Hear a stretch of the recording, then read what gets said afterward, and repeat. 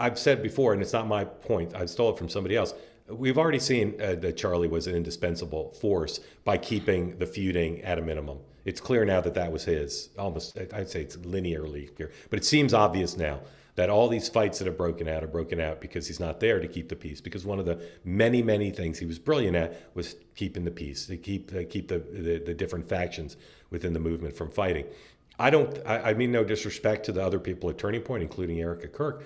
I don't know that they can keep the organization being the extraordinary turnout operation it was without Charlie. There was extreme skepticism that Charlie could do it, including amongst people who are his friends. They just thought that's not what Turning Point does, and yet they did. They really were successful. But it'd be like saying, a crude metaphor, but could Tesla continue to grow without Musk?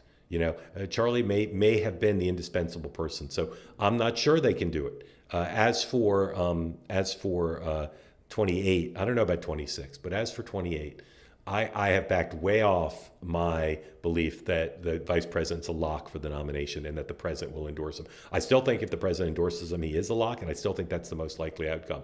But between a lot of donors, very prominent donors in the party saying, we don't want a coronation, we don't want a coronation, we think this should be competitive.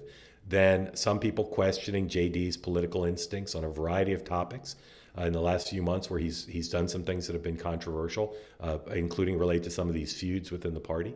And then finally, Ted Cruz and others potentially making it clear that they're going to run. They're not waiting to see who Trump endorses. All that makes me think maybe this is up for grabs. And if it is, then what does Turning Point do? Do they get involved in the nomination fight? They'd be extremely powerful potentially in Iowa, even in a weakened state. So I think it's all up for grabs. But it starts with, can they do it? Finally, I'll say this. I was a little bit ahead in thinking AI would be a big deal in 24. It wasn't. It's clear now it's going to be a massive deal in 26 and 28, including for get out the vote. If you're not ahead of the game, and the Democrats have been behind on technology pretty much throughout the Trump era.